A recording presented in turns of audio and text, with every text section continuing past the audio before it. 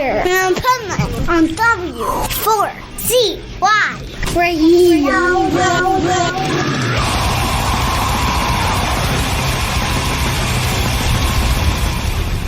Wake up, America! It's time for the Adventures of Pipeman on W4CY.com, West Palm Beach's #1 internet radio station. Here's your host, the Pipeman.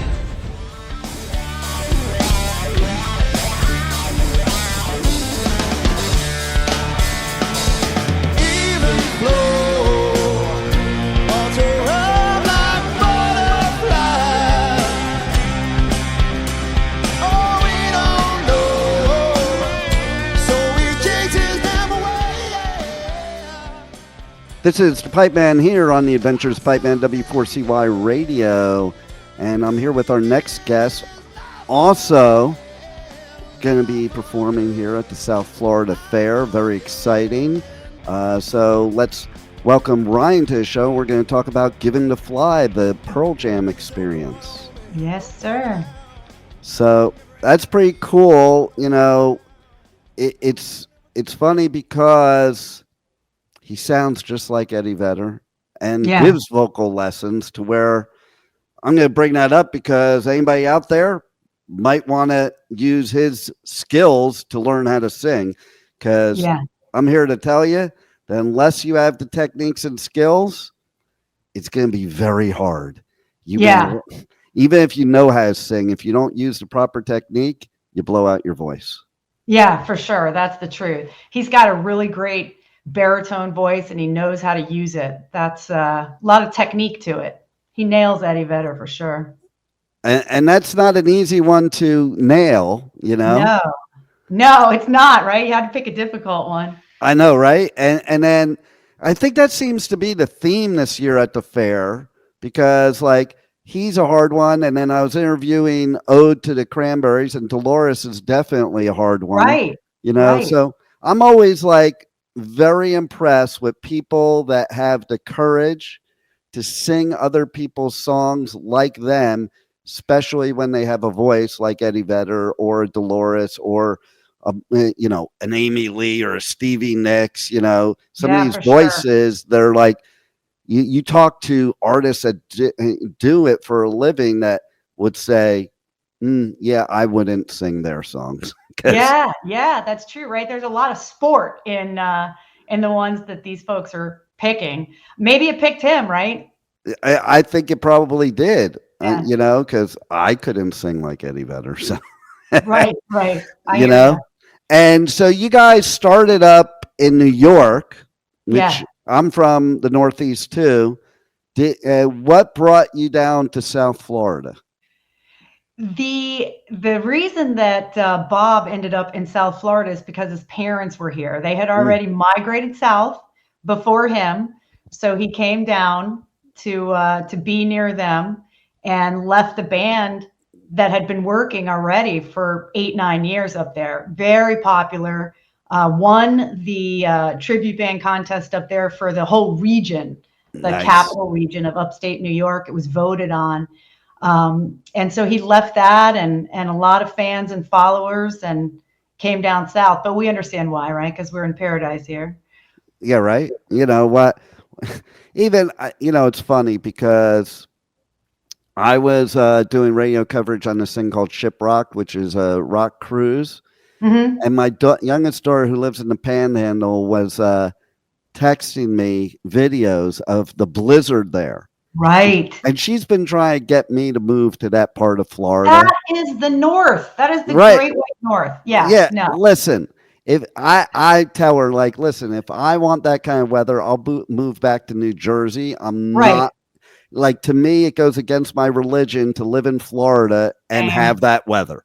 Same. You have to be south of Stewart, right? The tropics or the subtropics start at Stewart. That's as far north as I want to live. We'll travel and play north of there, but we know we're coming home. Exactly. And a lot of people don't realize, so a lot of people that came on this cruise and got off the boat in Miami and it was cold here, you know, they don't realize it actually gets cold here, colder at the same temperature. Like Jersey, I could wear a t-shirt in 40-degree weather, not South Florida. Right. Your blood has thinned for sure. I just said to Bob last night, our lead singer, I just said to him last night at rehearsal, "Do you look at the weather?"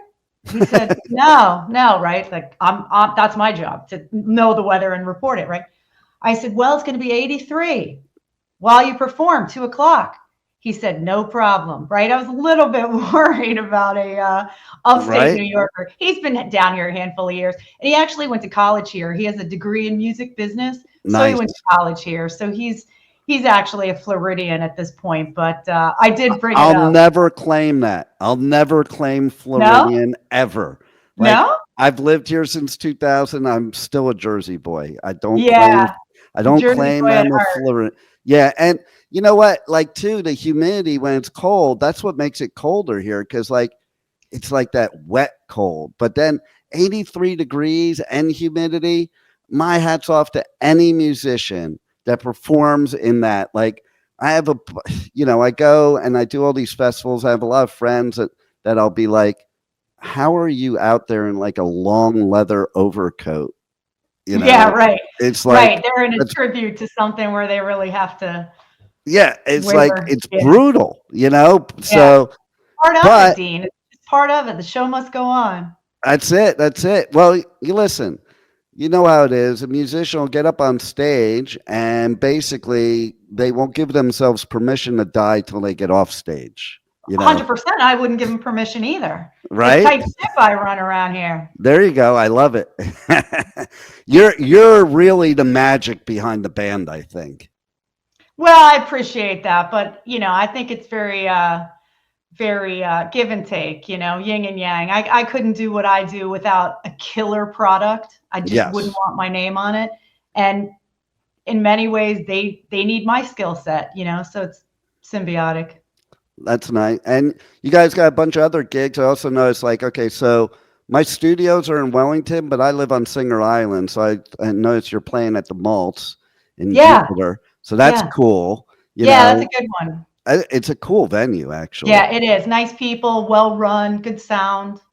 Yeah, exactly. And that's not always easy to find in South Florida. I find Palm Beach County to be better than Broward County, me personally. As far as how they treat the bands, how they treat media, how their sound is. And I think Palm Beach County is really cool. But South Florida Fair is really like, all I hear from all the artists is great things. And I've been covering it for years. And there's always great stages, great sounds. I've been to fairs all over this country. And to me, there's no better fair for music than the South Florida Fair. Yeah. Woody, the stage manager, has it dialed in, and Kayla, the entertainment director. I mean, it's it's second nature. They're pros, so it makes it easy on us for sure. And I like saying that because some people may think, oh, that wouldn't be the case at the fair, but yeah, it's a first class operation. Matt Walsmith, the new CEO that's come in there, has done a great job. We're excited about it. Yeah. So have you guys played the fair before? Or is this your first time? No, we haven't. Wow. And I have another tribute act and not done the fair. No. So you're going into this competition here, and you could take it all without ever played the fair. I think that's cool as can be. Yeah, that's the plan. Let's see if we can manifest it. So how did it happen? How did it happen that you ended up competing in this classic rock competition that the South Florida Fair has every year? So you're like the cream of the crop if you're in that. Yeah, thank you. It just came on my radar, and we applied for it, and waited, and ultimately got the good news that we're able to compete. So we did the traditional process of applying. And I love that you got picked because, people like to say that people aren't really, like in other things that are put on here in South Florida, people aren't really into rock music in South Florida. You show up to the fair on Saturday and watch this competition, and you will prove all those people wrong, because that is the biggest lie ever told. Who's saying that? We need to correct that. I can't really say, but let's put it this way. they are a music festival in South Florida. That may no longer be a music festival in South Florida. Ah, okay. I'm with you. Well, and probably because of that thought process. Right. It all starts at the top, right? So if that's the ideology at the top, it's going to flow all the way down and maybe out. Well, the thing is, too, I think, like, you got to be relative to what's now, not what was 2 years ago, 5 years ago, 10 years ago, 20 years ago. It doesn't matter. It's what's now. And, so you have to evolve with the times. And I think that's what's great about the South Florida Fair is they make changes, they evolve with the times, instead of doing the same thing year in, year out, because eventually that becomes a dinosaur. Yeah, for sure. It's great leadership that does that, right? Just evolves. And we're lucky to cover Pearl Jam because they constantly evolve. I mean, they have been a working, charting, touring band. This is their 35th year.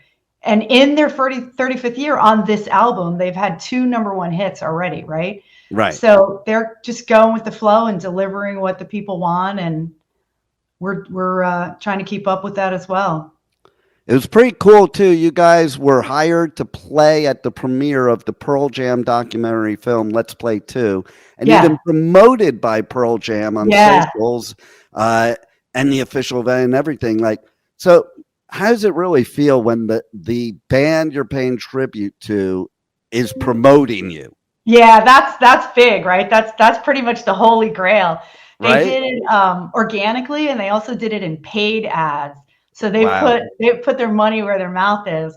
It's a big win, and the guys in the band are diehard Pearl Jam fans, especially Bob. He's been to a dozen shows, and so it really doesn't get better than that, right? I know, right? Yeah. The only thing that could be a little better is if both bands get up on stage and perform together. Yes, let's do it. Can you help us with that, Dean? Make it happen. I'm putting it out there right now. Let's do it. Don't just promote on social media. Bring them up and do a double show. That would be kind of cool, right? Yes, amen. I love it. So, besides being a big fan of Pearl Jam, what started the whole brainstorm to do this tribute band? It was just being a super fan. Bob, like I said, he just loves them. He's been to a ton of shows. He's been a 10 Club member. So 10 Club is a paid membership only fan club that Pearl Jam runs. It's on pearljam.com. He's been a 10 Club member since its inception. And then he had the voice, right? He had the voice, loved the music, and that's another holy grail, right? If you can sing what you love, if you can perform what you love. Yeah, I can't. So my hat's off to him, Yeah, the audience feels that. If you are connecting with the music and the content, they will see that. And it just really resonated for Bob. And so he turned his talent into a business. And here we are 11 years later. Wow.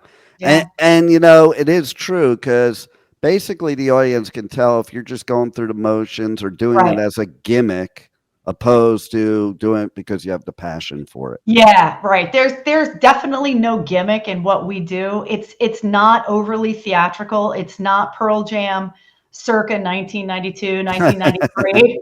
It's much more 2000s Pearl Jam. There's no climbing on the rafters anymore. Right? Yeah, right. They wouldn't like that at the South Florida Fair anyway. No, I heard. I got that memo. So it's really all about the music, just being true to the music and honoring it lick for lick. Yeah, and so did he naturally have that voice, or? Yes. Wow. Yes, he did. He had very little formal training until he started, teaching others, but he's largely self-taught.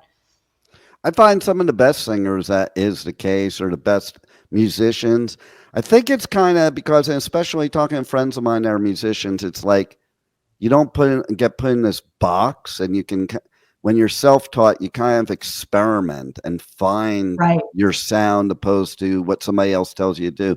Like I remember when I was taking guitar lessons, I freaking hated that for months. All the teacher wanted to do is teach me scales. I just wanted to make sounds. Yes, that's so funny. Bob talks about that all the time, being a vocal coach. So he says, I don't do 45 minutes of warm up with these guys, and there's not a lot of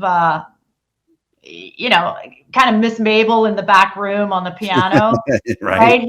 He's a more modern coach. You're here to sing, let's sing, match pitch, and he kind of goes about it a different way, and certainly has a lot of very happy students because of that. He's like the favorite uncle teacher type thing. Yeah. I think that's brilliant because you'll keep more kids into music and the arts, right? Because when we're a kid and we're taking music lessons, we don't want to do all that boring crap. We want to learn how to play a song or sing a song or whatever, Yeah. And he has adults too. So it's like they're getting that rock star moment when they're. Exactly. So how do people reach out to you guys on socials, on the web, check out everything about you? Yeah. So giventoflytribute.com is the web address. Given to Fly is a song, Pearl Jam song. And Eddie Vedder also has a tattoo on his arm, Given to Fly. So giventoflytribute.com is the website. Facebook is at PJ Tribute, and Instagram is at Given to Fly Tribute. Nice. And do you have anything else you want to share with the listeners that we haven't covered already that they need to know that's either coming up or anything? Yeah. I know that you're Palm Beach County based. We have some great shows coming up. You mentioned the Malts. We also have Boca Black Box. Yeah. We have the studio at Meisner Park. And if anybody's hearing this out there in Central Florida, we have a killer show coming up at Tuffy's, which is a little concert hall. So check out the schedule online and subscribe to get some emails with new shows when we add them. Appreciate the support. Keep live music alive, right? Oh, no doubt about it, because that is the only escape we have from insanity right now in 2025. Right now, back then, and in the future, right? That's music is a healer and a unifier. The unifier and the best healer, therapy, all that. Yeah, so I'm so happy I'll be able to check you out at the South Florida Fair this Saturday and on the 1st, and let's see if you win the whole competition. Yeah, thank you. We go on at 2:00. We're the first band, so nobody can be late. There you go. Well, I'll be there, and everybody else should be there too, because you're not going to want to miss this. So thanks for entertaining us, and thanks for being on the Adventures of Pipeman. Appreciate it, Dean. Thanks so much. Bye-bye. Thank you for listening to the Adventures of Pipeman on W4CY Radio.